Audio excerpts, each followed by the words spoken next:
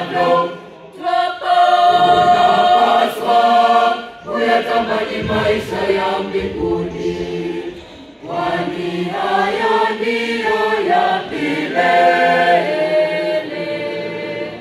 Dunia hii tutaiacha na vyote tulivyo navyo, tunapaswa kuyatamani maisha ya mbinguni, kwani hayo ndiyo ya milele.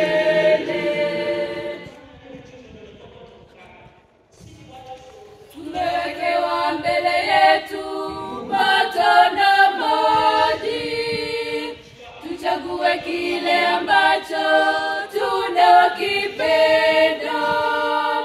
Tumwombe Mungu atujalie unyenyekevu, tutende yalo mema maishani mwetu. Tutafakari kwa kina maisha haya tuishio ni ya kupita.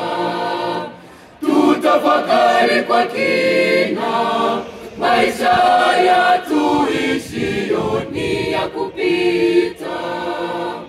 Dunia hii tutaiacha na vyote tulivyo navyo, tunapaswa kuyatamani maisha ya mbinguni, kwani haya